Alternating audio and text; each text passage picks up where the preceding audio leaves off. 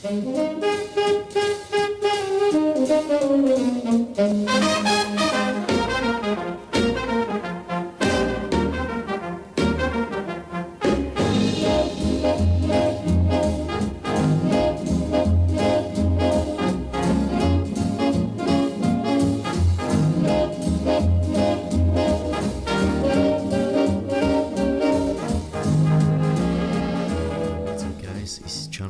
une nouvelle vidéo.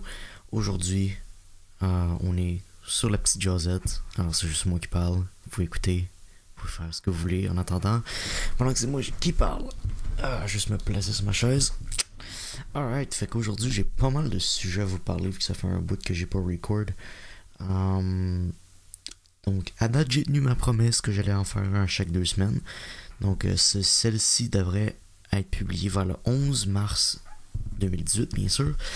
Alors je sais pas, désolé si je vous entendais ma chaise craquer, juste que j'essaie de juste me baisser un petit peu et voilà, juste c'est bon même. Donc et voilà, juste mettre le recording ici, c'est bon, on est en business. Ok, fait que et voilà. Aujourd'hui, on a beaucoup de sujets à vous parler. Ça va être divisé en 4 catégories. On va parler de sport, premièrement, de divertissement, de jeux vidéo et de politique à la fin. Parce que vous me connaissez, j'aime bien ça, parler de politique. Fait que, commençons par le sport. Alors, il y a eu un grand événement, pas vraiment un grand événement, mais si vous suivez le hockey, vous savez bien sûr que Alec, comment il s'appelle déjà? Tomáš Plekanec, Alec Plekanec. Tomáš Plekanec s'est fait échanger aux Maple Leafs contre Kirby Reichel, un autre jeune défenseur, ainsi qu'un choix de 3e round, je pense. 3e ou 2e? 3e, right? 3e. Et on retient 50% de son salaire pendant 1 an. Man, c'est triste parce que Plekanec, il est là depuis que il a passé la majorité de sa carrière ici à Montréal. Puis depuis que j'ai commencé à suivre le hockey, il est à Montréal. Fait que pour moi, c'est un grand icône du Canadien. Puis là, le voir partir de même, ça m'attriste. Je savais que ça allait bientôt se faire. Tu sais, que on allait commencer à échanger du monde, des affaires de même. Mais je sais pas, man, ça fait mal. Plekanec, man. Plekanec, c'est sûrement un bon centre défensif. Le gars il savait pas comment jouer avec la puck là. On va être sérieux là. On va pas faire de joke. Il savait pas comment jouer à puck. Tu sais, à un moment donné je m'en souviens, il était sur un échappé 1 contre 1 avec le gardien de but puis il a décidé de faire un slap shot. Fait que ouais, pas un grand joueur pas un grand joueur offensivement, mais bon, quand même, man, l'icône du sport, je l'aime beaucoup. Je suis juste content que j'ai pas acheté son chandail. Pour ceux qui savent pas, j'ai un chandail de Patch Ready. J'espère qu'il va pas se faire changer, sinon je vais avoir de la cave. Mais bref. Fait que, ouais, man, Plekanec. Rip Plekanec, man.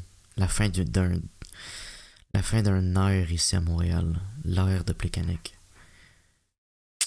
Pareil quand que Desharnais s'est fait échanger. J'étais triste. C'était pas le meilleur joueur, mais quand même, c'est quand même un de tes joueurs que tu suis depuis longtemps, puis que tu vois souvent sur la glace, puis man, ça fait mal. Ça fait mal de se faire changer nos meilleurs joueurs. Parlant de hockey puis du Canadien de Montréal, my God, qu'est-ce qui se passe? Qu'est-ce qui se passe avec la saison, man? J'ai des flashbacks de 2015-2016. C'est quand les Canadiens étaient vraiment mauvais parce qu'on avait perdu Carey Price puis c'était Condon qui était dans les nets. Christ, que c'était pas drôle. Durant cette période-là, j'ai juste arrêté de regarder le hockey. Je suivais juste même plus le hockey à ce point-là. J'étais genre, ok, ouais, fuck le hockey. Je suis passé un peu plus à la UFC, puis après ça, je suis revenu au hockey quand il était bon. Parce que, man, c'est juste plus drôle à un moment donné. Jesus Christ, qu'on était mauvais. Je m'en souviendrai toujours de cette fucking saison-là de cul. Dire que l'an passé, man, l'an passé, on était tellement bon. On était pas genre hyper bon. Mais dude, moi j'étais sûr qu'on allait se rendre loin des playoffs puis battre les Rangers, mais Eric Longfist il était genre nope. No bitch, j'arrête, genre, je fais 60 saves par match. Fucking hell. Puis, et voilà, c'est ça qui arrive quand on perd un de nos meilleurs joueurs offensifs, Radulov. Puis qu'on perd notre premier défenseur offensif, Markov. On perd Beaulieu, on perd Emeline. On ramène des scrubs, genre Mété. Je sais que Mété il est jeune, puis il est quand même pas pire. Mais, man, tu sais, il joue avec Weber, là. Il a 19 ans, le gars. On va le détruire. On va détruire sa confiance si on y pose un trop gros poids sur ses épaules, comme qu'on le fait. On va détruire sa confiance. En plus, avec Drouin. Puis Sergachev. Je sais que Sergachev, il est comme un peu ralenti, là. Il est plus genre il est plus comme le Sergachev au début de la saison. Mais tu sais, quand même, là. Le Sergachev du début de saison, là. Prenez ce Sergachev là, dans quelques années, il va être encore meilleur, là. Ça va être genre Eric Carlson 2.0, ce gars-là. Puis on l'a échangé pour fucking Jonathan Drouin, qu'on le met au centre. What the fuck? Mais là, elle est gauche, mais là, il est droit, mais là, quelque part d'autre que centre. Mais fucking Galchenyuk au centre. Jesus Christ. On mange juste pas, même des Canadiens. Les Oilers ici, ils sont dans le trou. En fait, toutes les équipes canadiennes sont dans le trou. Sauf Winnipeg. Winnipeg sont très bons. Puis les Leafs. Les Leafs sont bons aussi. Mais fuck, man. Canadiens, Ottawa, Oilers, Vancouver, Flames. Flames sont corrects. On est tous dans le trou. Dans la Coupe Stanley qu'on a gagné au Canada, c'était en 1994-95, puis c'était nous autres. Juste pour vous dire comment ça fait longtemps. Christ almighty, man. Je veux juste avoir du bon hockey à Montréal. Mais là, je sais que dans les prochaines années, ça va être difficile. Ça va être difficile. Avec Lindgren qui est quand même très très bon. Un très très bon gardien de but. Jeune. Beaucoup de potentiel avec ce jeune-là. Mais on a Price. Fait qu'est-ce qu'on fait? Est-ce qu'on garde Lindgren? Est-ce qu'on échange Price? Mais on peut pas échanger Price. Parce qu'il est signé à genre un des pires contrats que j'ai vu.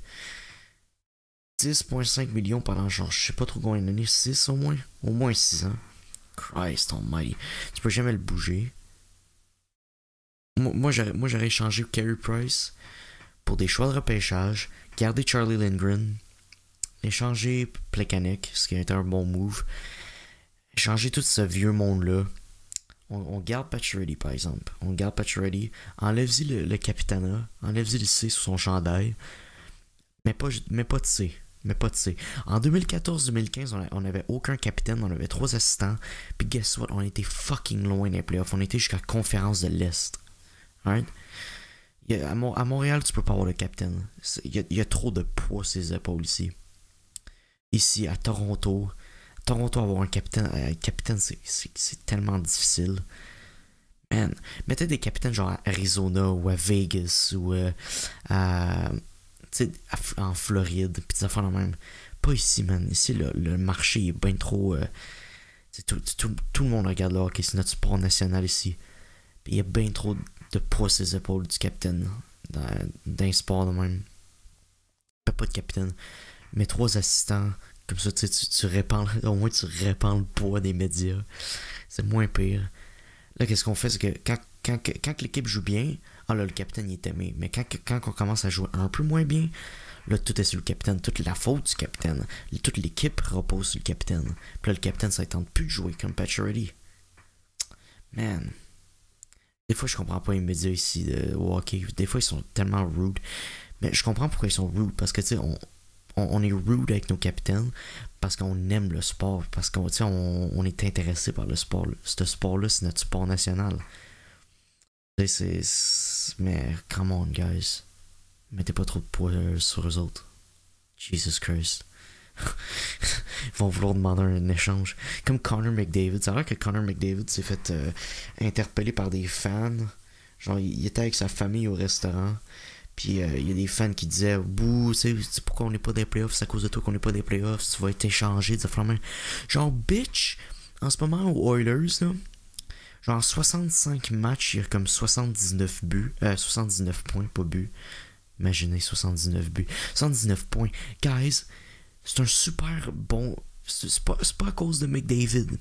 C'est pas à cause de McDavid qu'ils sont mauvais. McDavid, c'est la seule affaire qui est bonne, probablement, à Edmonton. Peut-être Draisaitl, ça fait le même. Ces deux jeunes-là, c'est la seule raison pourquoi Edmonton sont légèrement compétitifs. Parlant des Oilers, man, sont retournés aux Oilers de l'ancien temps. Les Oilers, c'est la joke de la NHL, pis tout. Mais anyway, man. Tu sais, McDavid, tu peux pas y mettre ben trop de pression de même. Il va demander un échange. Il va dire fuck you, guys. Envoyez-moi, genre, je sais pas moi, à Vegas. Imaginez Connor McDavid à Vegas, goddamn. Sérieux, là, genre, tellement que je m'en fous de la LNH, pis que, genre, je suis vraiment plus le Canadien. Sérieux, là, je vote pour les Golden Knights pour gagner la Coupe Stanley. Je m'en fous, man. Je veux qu'il y aille jusqu'en conférence de l'Ouest, mon gars, au moins. Ce qui est drôle, c'est que, tu sais, j'ai NHL 18, j'ai démarré un mode GM, un mode DG, puis dans ma première année, les Vegas Golden Knights se sont ramassés à la conférence de l'Ouest, j'étais comme, what the fuck? Les Golden Knights, qui est genre une des pires équipes de la LNH à ce point-là, tu sais, tout le monde disait que Golden Knights allait finir dernier, puis qu'elle est tank, ça fait la même. J'étais comme, ben voyons, non, ça arrivera jamais dans 100 ans, puis guess what? Les Golden Knights sont pas mal dans le top 5 des meilleures équipes en ce moment. Oh man, c'est pour ça que j'aime ça la LNH. Oh man, tellement de surprises pis de belles histoires de même.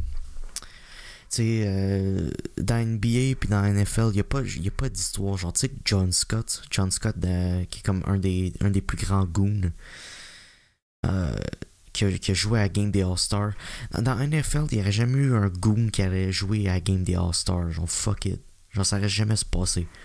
Parce qu'il y a tellement peu de parodies dans ces ligues-là qui prennent trop ça au sérieux. Mais man, John Scott qui score 3 buts, man. 3? Ouais, c'est 3 hein, qui a fait 3 buts dans le game d'All-Star. C'est juste un feel good, tu sais. C'est genre, oh man, yes, John Scott. Good for him, you know. Même tu te sens. Dans la NFL, c'est pas de même. Dans la NBA, c'est pas de même. Peut-être un peu plus dans la NBA, mais je sais pas. Je suis pas assez des autres ligues pour savoir, mais je sais que genre, tu sais, une histoire de même serait jamais passée dans NBA ou dans NFL. Ah, man. Mais oui, pauvre Oilers, pauvre McDavid. En fait, pas pauvre Oilers, parce que les Oilers, ils méritent ça. Mais pauvre McDavid, man, il mérite pas d'être dans cette ville-là. Jesus Christ. Fait que, ouais, en fait j'ai vu ça. On a 7,6% de chance d'avoir un choix de repêchage dans le top 3, nous autres. Ce qui est quand même pas pire. 7,6, c'est quand même pas si pire. Mais c'est sûr qu'on va repêcher pas mal haut, ce qui est bon. On va faire comme avec qu'est-ce qu'on a fait avec Sergachev. En 2015-2016, on avait repêché du Sergachev, puis on était pas très bon, fait qu'on a repêché un jeune défenseur. Il n'y a pas juste le top 3 hein, dans les Nash. C'est pas pour rien que 7 rounds. T'sais. Henrik Zetterberg, qui est genre un des bons joueurs de Détroit, ben, qui était bon maintenant, il s'est rendu un fossile, le gars, tellement qu'il est vieux. T'sais, il a été repêché dans le 7e round. T'sais. On peut pogner des gemmes dans ces plus tard. T'sais. C'est pas impossible. Puis, il n'y a pas juste le top 3, man. Pas juste le top 3. Mais imaginez qu'on pogne le premier show de repêchage, qu'on pogne Rasmus Dahlin. Ah man, je serais tellement heureux. Enfin un bon défenseur à Montréal. Parlant de bon défenseur, Weber blessé pour le restant de la saison. J'ai entendu des rumeurs comme quoi Pacioretty puis Mété allaient pas jouer le restant de la saison. Pour essayer de tank puis ça va de même. Même si tanker, c'est plus aussi efficace qu'avant. Parce que les Coyotes, qui sont la pire équipe de la LNH, pour ceux qui ne savent pas, ils ont une 48% de chance d'avoir le premier choix de repêche, d'avoir un choix dans le top 3. 48,5 je pense. C'est pas beaucoup. T'es le dernier dans la ligue, t'as 48,5% de chance d'avoir un des 3 premiers choix. Christ. C'est pas pour rien que Dallas, puis en fait c'est New Jersey, c'est pas pour rien que New Jersey l'an passé a pogné le premier choix de repêchage, même si c'était quelle la pire équipe l'an passé? C'était-tu Buffalo? Même si Buffalo c'était comme la pire équipe de la... Non, c'était Colorado. Même si Colorado c'était la pire équipe de la LNH, tu sais. Man. Anyway. On va passer à d'autres choses. Fait quasiment 15 minutes que je parle de hockey. Donc, ouais. Ensuite, mon troisième et dernier sujet dans la catégorie sport, ça parle de la UFC, boys. Je sais, c'est pas tout le monde qui aime ça, la UFC, mais, moi j'aime ça, pis c'est moi qui fais le podcast. Fait que, yep. Fait que la dernière fois que j'avais parlé de UFC, on parlait de Miocic contre, comment il s'appelle, Ngannou, Francis Ngannou. Guess what, guys? Même si Francis Ngannou, c'est l'homme qui frappe le plus fort dans l'histoire de la UFC, Miocic l'a battu. Parce que Miocic sait comment faire de la lutte. Miocic sait comment amener un gars au sol puis le travailler. Tandis que Francis Ngannou sait pas comment. Francis Ngannou sait pas lutter puis il savait pas comment garder son endurance. Il avait de l'air tellement fatigué dans le cinquième. Oh my god. En fait, les deux étaient fatigués, mais... Ngannou était fatigué genre à la fin de la première période. Ça paraissait que le plan de Ngannou, c'était juste de finir Miocic le plus vite possible. C'était ça son plan. Ça va marcher, parce que Miocic, c'est un grand gars. C'est un très bon gars. Bref, c'est ça. Fait que Miocic a gagné. Daniel Cormier a gagné son combat. Ça, c'est le champion de la catégorie poids lourd léger. Daniel Cormier a gagné son combat contre Volkan Ozdemir. Ce que j'aurais quasiment misé ma vie là-dessus. Parce que DC, genre, on peut dire n'importe quoi de Daniel Cormier. C'est parce que, qu'est-ce qui est poche avec Daniel Cormier, c'est que toute sa carrière va avoir une tâche dessus à cause de John Jones, qui l'a battu 2 fois. Même si la deuxième fois, il a busté pour des substances bannies. Mais cette tâche-là sur sa carrière, ça va lui faire mal. Mais d'après moi, Daniel Cormier, c'est probablement le deuxième meilleur, après John Jones, bien sûr, le deuxième meilleur combattant lourd léger, poids lourd léger, ou mi-lourd ou poids lourd léger, comme vous voulez. J'ai entendu les deux. C'est le deuxième meilleur lourd léger de tous les temps, d'après moi, là. Parce que John Jones a battu Shogun Rua, il a battu Alexander Gustafsson. Le seul que John Jones n'a pas battu, c'était Anthony Johnson. Mais DC a battu Anthony Johnson. Mais John Jones a battu Daniel Cormier.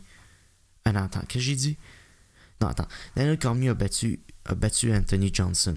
Mais John Jones a battu Daniel Cormier. Fait que Daniel Cormier est meilleur qu'Anthony Rumble Johnson. Fait que, tu sais, c'est le deuxième meilleur de tous les temps. Come on, guys. C'est juste plate qu'il n'a jamais réussi à battre John Jones. Surtout dans le deuxième combat. Premier combat, c'est allé en décision. Deuxième combat, head kick, KO, c'était définitif. Quand c'est un KO, c'est définitif. C'est très rare que c'est chanceux un KO. And, pauvre Daniel Cormier. Mais anyway, Daniel Cormier va se battre contre Stipe Miocic, qui va être un des meilleurs combats de cette année, guys. Un super fight, un super combat, ça. Je vais tellement l'écouter. Je vais tellement le streamer légalement. J'ai tellement hâte, man. Mais en parlant de meilleur de tous les temps, pas meilleur de tous les temps, mais meilleur dans sa catégorie, Stipe Miocic, come on, man. Il faut le reconnaître que c'est probablement le meilleur poids lourd de tous les temps. Il y en a qui disent que c'est Fedor Emelianenko, mais le problème avec Fedor Emelianenko, c'est qu'il s'est battu dans un autre temps, dans une autre époque. Il a jamais combattu dans l'UFC, parce que dans l'UFC, c'était les meilleurs avec Pride, mais Pride a fermé. Mais Fedor a jamais compétitionné dans la UFC. Mais le but avec les sports, c'est que tout le monde, les athlètes s'améliorent avec le temps. Fait que si tu pognes le meilleur athlète des années 50, puis tu pognes le meilleur, mettons au hockey, tu pognes le meilleur athlète des années 50, puis tu pognes le meilleur athlète d'aujourd'hui, le meilleur athlète d'aujourd'hui va tellement être meilleur, parce que c'est beaucoup plus compétitif, puis un sport qui évolue pas, ça devient plate. Tous les sports évoluent, c'est juste normal, t'sais. C'est la théorie de l'évolution naturelle. Fait que... c'est ça.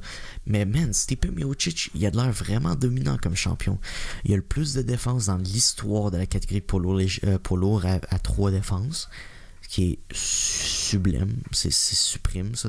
Suprême. De la misère à parler. C'est suprême, ça, comme affaire. Jeez. Mais bon. J'ai tellement hâte à ce combat-là, guys. Ok, fait que si on changeait de catégorie, guys, fait que là, c'est que à partir de maintenant, c'est pour le monde qui aime pas trop ça, les sports. Vous pouvez commencer à vraiment écouter la conversation. Donc, deuxième catégorie, divertissement. Alors, on va commencer. J'ai été voir un show d'humour il y a 2 semaines. J'ai été voir François Bellefeuille au cégep d'Édouard-Montpetit. C'était drôle. J'avais peur parce que c'était la deuxième fois que j'ai regardé un show d'humour de ma vie. L'autre, c'était l'an passé à la même date. C'était P.A. Méthode, ce que j'ai trouvé drôle. Il était drôle, P.A. Méthode. Il y avait un peu des moments down, par exemple. Il y avait un peu genre des moments où c'est que tu riais pas, puis c'était bien sérieux. J'avais peur pour François Bellefeuille, parce que c'est un criard, ce gars-là. Puis d'habitude, j'aime pas ça le monde qui crie. Mais on dirait qu'il y a comme un peu tone down pour ce show-là. Il criait pas vraiment trop. Fait que c'était un peu plus smooth. Mais par exemple, il n'y a pas eu genre de gros moments où j'ai été crampé, mais j'ai ri tout le long. Fait que ça, c'est bon. Je préfère rire tout le long que genre, c'est plate, puis à un moment donné, il y a une punchline, puis là, tu crampes, là, ça t'arrête. Fait que, ouais, c'était bien drôle, François Bellefeuille. Même si je suis pas un grand fan des shows d'humour, parce que, genre, je comprends pourquoi le monde aime ça, tu sais, c'est le fun de rire. Mais je peux rire avec mes amis, tu sais, je peux rire avec des vidéos, je peux rire avec des films. Je comprends pas le principe d'un show d'humour, mais bon. C'était payé, c'était mon cadeau de Noël. Ça faisait partie d'un de mes cadeaux de Noël. Fait que, fuck it. J'y étais quand même. Puis j'ai pas regretté d'y avoir été. C'était bien drôle. Jesus Christ. Ok, fait que, vous voyez comment c'est rapide? C'est rapide. François Bellefeuille, j'ai pas grand chose à dire à propos de ça parce que je veux pas vous spoiler le spectacle pour ceux qui veulent aller le voir ou ceux qui veulent le regarder sur la TV. J'ai aussi vu hier, ou non, avant-hier, j'ai vu la moitié de Justice League. En fait, le 3/4 de Justice League. Pourquoi le 3/4? Alors, parce que ça me tentait pas de le regarder légalement. Ça me tentait pas d'aller au Club Vidéotron et aller me chercher. Il était pas sur Netflix. Fait qu'on l'a pogné dans un site de streaming, sauf que le problème, c'est que la qualité était pas très bonne, vu qu'il n'est pas encore sorti. La qualité était pas très bonne, puis le film, qui dure 2 heures d'habitude, ce stream-là coupé à 1h39. Fait que ça veut dire que le dernier genre 20 minutes, qui est d'habitude le climax du film, avec les grosses scènes de bataille, a arrêté 20 minutes à l'avance. Puis aussi, qu'est-ce qui était fucké, c'est que quand il parlait, il n'y avait pas de sous-titres. C'était en anglais bien standard. Mais quand il y avait de l'écriture à l'écran, c'était marqué en coréen. Parce que... Alright, t'sais. Mais puis aussi, des fois, le son, il buguait. Mais je te dirais que le pire là-dedans, c'est que ça a amélioré mon expérience de visionnement de ce film-là, parce que c'était pas bon. Fait qu'au moins, quand ça buguait, ça me faisait rire, parce que genre, il disait de la merde. Puis en plus, avec l'écriture coréenne, je trouvais ça vraiment drôle. Ça a amélioré mon expérience de visionnement. Fait que ça, au moins, c'était le fun. Mais non, c'était pas un très bon film, honnêtement. Jesus Christ, que c'était plate. Oh my god. Les effets spéciaux étaient dégueulasses. L'acting était dégueulasse. Surtout Wonder Woman. L'humour de Flash, c'était juste hors contexte. Puis, la moitié du temps, c'était genre fucking dramatique, puis fucking sérieux.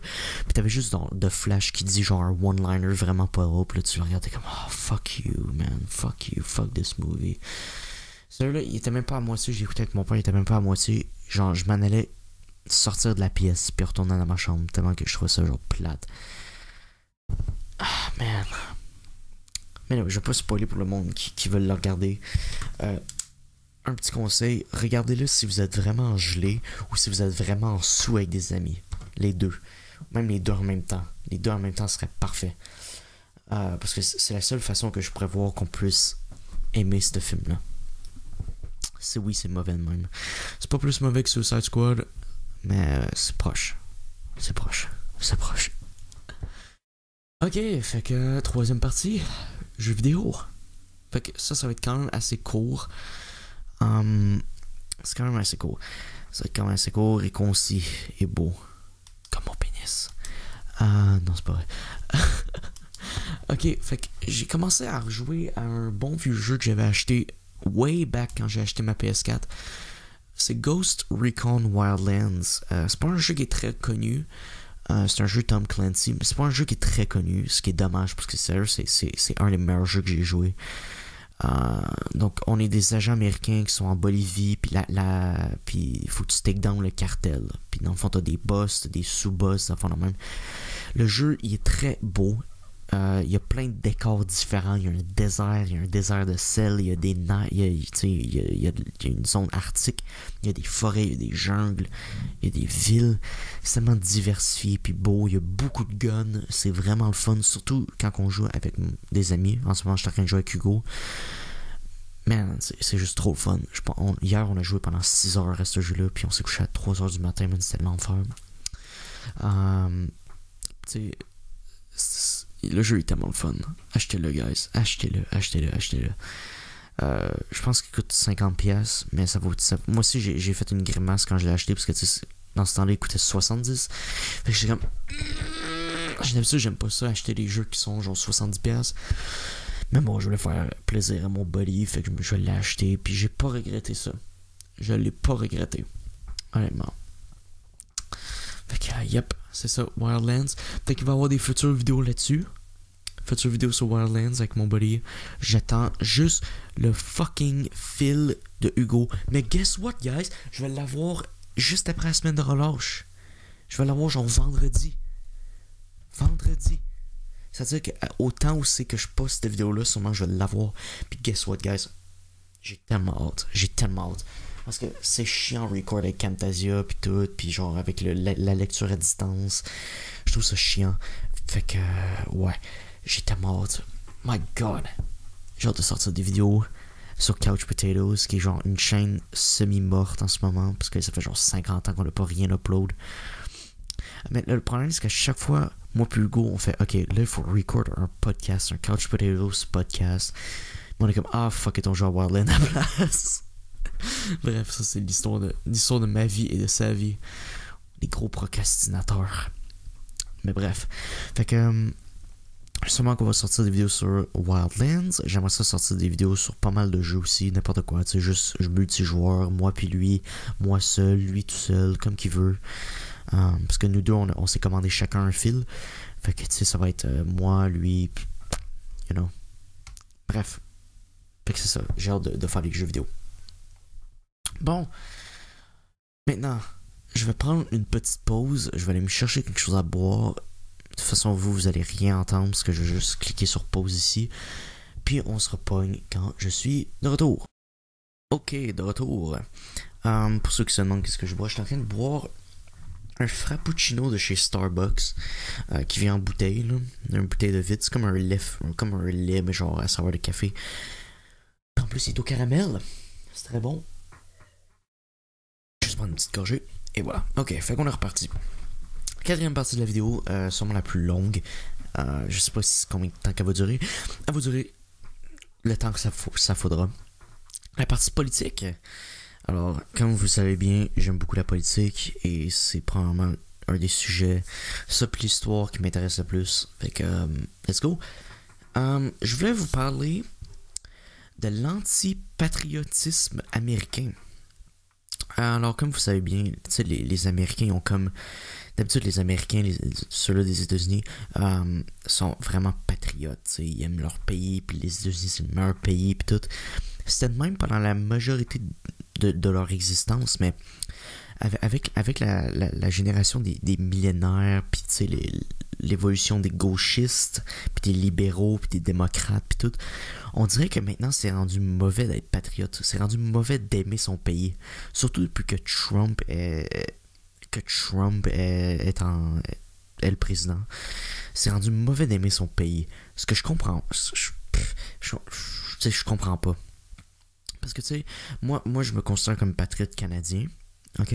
Mais même si Justin Trudeau c'est mon premier ministre puis que je le déteste, puis que jamais je vais voter pour lui en passant, parce que dans les prochaines élections fédérales qui est dans 2 ans, je vais pouvoir voter parce que je vais avoir 18 ans.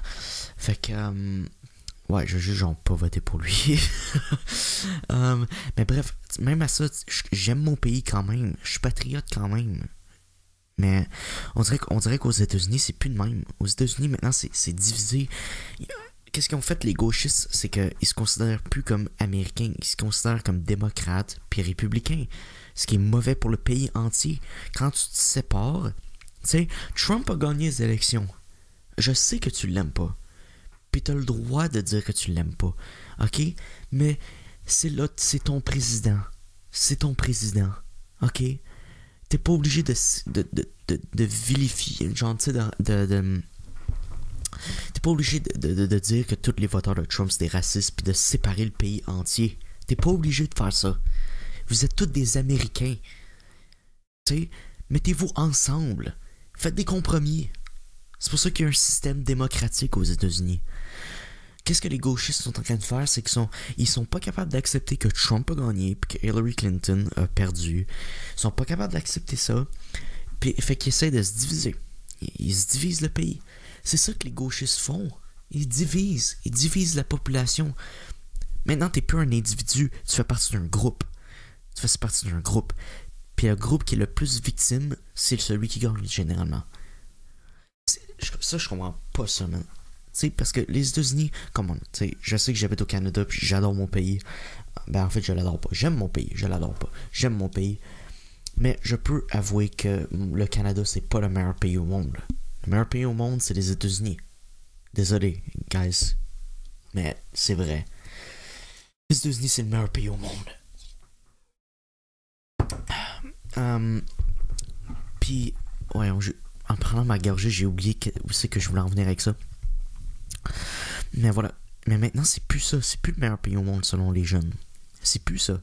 Ils préféraient venir ici au Canada. Guys, c'est pas vrai. Je sais que les Canadiens anglais et les Américains se ressemblent, mais on n'est pas pareil. On n'a pas les mêmes philosophies. Même les démocrates et les libéraux ici n'ont pas la même philosophie. Vous êtes Américains, aimez votre fucking pays, vous êtes en train de le diviser. Ça va finir en fucking guerre civile si vous continuez de même. Puis ça, vous voulez pas ça. Toutes les shit de Antifa, de Black Lives Matter, toutes les manifestations à Berkeley, ça divise le pays. Vous êtes les fascistes. Les gauchistes, ce sont les fascistes ici. C'est eux autres qui essaient de diviser le pays, qui essaient de rendre les voteurs de Trump. Tous les voteurs de Trump, c'est pas des racistes. C'est pas des racistes. OK? C'est pas parce que tu votes pour quelqu'un que tu dis « Ah oui, moi je suis d'accord avec toutes ces fucking politiques. » C'est pas ça. C'est pas ça. Puis tu peux pas juger quelqu'un parce qu'il a voté pour quelqu'un. Tu peux pas faire ça. Mais arrêtez de diviser votre pays, s'il vous plaît. God damn. Toutes ces shit d'Antifa là qui disent que Trump c'est un fasciste. Parce qu'en passant, Antifa, c'est un groupe de anarcho-communistes. C'est-à-dire qu'ils croient pas qu'il devrait avoir un gouvernement. Puis ils sont communistes. Fait qu'ils devraient se partager tout. Ce groupe-là s'appelle les antifascistes. Antifa, c'est le nom qui s'appelle, mais tu sais, ça veut dire antifasciste. Mais ce qu'ils réalisent pas, c'est qu'il manque vraiment de analyse personnelle, parce qu'ils comprennent pas que c'est eux autres les fascistes. Parce qu'un fasciste, qu'est-ce que ça fait? C'est que ça tente de limiter tes droits d'expression, ça tente de brimer ton droit de t'exprimer, brimer ton droit de penser différemment à eux. Puis si tu penses différemment à eux, ben, t'es mieux mort que vivant pour eux autres. C'est ça des fascistes. Puis c'est ça qu'ils font. Ils attaquent des supporters de Trump. Ils attaquent des supporters républicains. Christ, ils sont en train de brûler des buildings, attaquer des policiers qui font juste leur job. Sûrement la moitié du monde. En plus, il y en a que c'est des professeurs. C'est souvent des professeurs. Hein? Souvent du monde qui travaille dans le public qui sont vraiment fâchés parce qu'ils travaillent pour le gouvernement. Puis ils sont comme fuck le gouvernement. Bitch, s'il n'y aurait pas de gouvernement, t'aurais pas de job. La majorité du monde qui sont dans Antifa, ils ont juste pas de job. Christ. Antifasciste. What the fuck. Comme Huey Long a dit, un politicien qui vient de la Louisiane, qui a vécu dans les années 30. Comme Huey Long a dit, les fascistes de demain vont s'appeler les antifascistes. D'ailleurs, merci à un de mes amis qui m'a confirmé que c'était pas Winston Churchill qui a dit ça, mais bien Huey Long. Merci à toi si t'écoutes ça. J'en doute, mais bref, si t'écoutes ça à un moment donné. Merci d'avoir confirmé ça. Fait que... man, je sais pas. On peut-tu genre juste laisser nos différences, ok? Regarder notre société en tant que telle, puis juste se dire, on est américain, j'aime être américain. God bless America. Boum, là, après ça, il y a un egg qui va à travers l'écran et tout. Drapeau américain, yeah! Explosion. Ok. Puis mon dernier point de la soirée, probablement, si jamais genre, je commence pas à capoter puis juste genre parler. Trump. Trump est anti-armes? What? Fait que ça a l'air que Trump va mettre des limites, va contrôler les guns automatiques. Ce que je suis en désaccord avec, mais bon, tu sais, j'ai déjà fait ma position là-dessus assez claire, fait que je vais pas m'exprimer encore là-dessus. Mais Trump veut contrôler encore plus les armes. Fait que qu'est-ce que ça fait? Tu sais, Trump c'est un républicain, pour ceux qui savent pas, ceux qui vivent en dessous d'une fucking roche.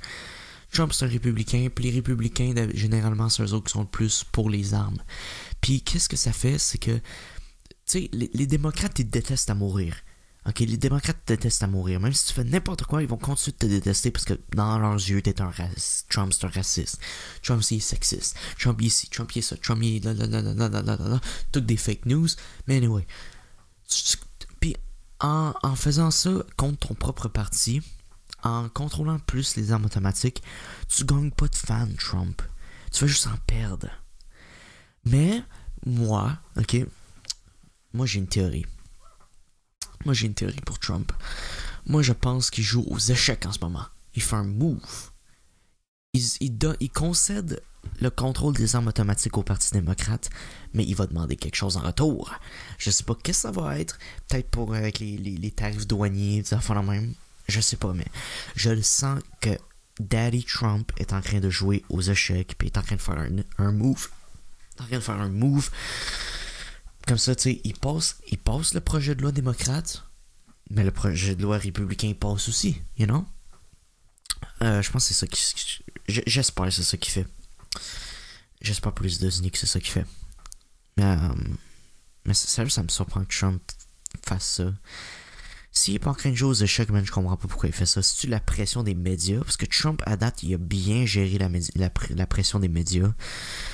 Fait que je comprends pas pourquoi genre tu sais il commencerait à cave in de même. Je sais pas s'il a comme changé. Je sais pas s'il est aussi impulsif qu'ils disent. Mais bon. Man. Sérieux, en parlant de Trump, j'aimerais ça m'acheter le livre Fire and Fury. C'est quelqu'un à l'intérieur de la Maison Blanche qui décrit les aventures de Trump, puis comment c'est infernal, puis comment c'est la furie là-dedans. J'ai bien hâte de voir ça, puis j'aimerais beaucoup ça le lire, juste l'acheter puis tout. J'aimerais ça aussi acheter le Communist Manifesto, le manifesto communiste, même si je suis entièrement le contraire du communisme. Je suis contraire du communisme. Je suis genre capitaliste au bout. J'aimerais juste... Des fois, il faut traverser de l'autre côté pour mieux comprendre l'autre bord, you know? Vivre avec l'ennemi pour mieux le comprendre.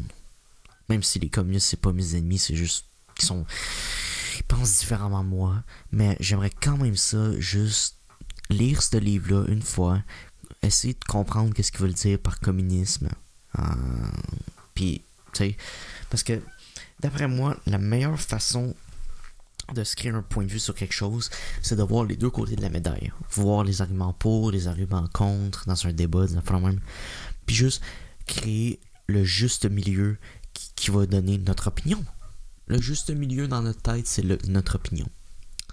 Je pense que ça je vais faire avec le communisme. Même si je sais pas mal déjà c'est quoi, pis tout, je me suis quand même assez bien informé. J'ai jamais lu ce livre-là. Fait que je sais pas, peut-être qu'après ce livre-là, je vais devenir woke. Genre mes yeux vont commencer à s'illuminer, là. Je vais devenir woke, puis je vais dire, oh wow, man, fuck l'État, fuck le gouvernement, on devrait redistribuer toutes les richesses, puis tout. Dans le fond, peut-être que je vais devenir un étudiant d'université. Bref, merci d'avoir écouté cette vidéo, ce podcast, guys. Si vous l'avez aimé, N'hésitez pas à laisser un like, vous abonner. En tout cas, vous savez comment YouTube marche. Je suis pas obligé de vous le dire, guys. Hein? Je pense que ça s'explique.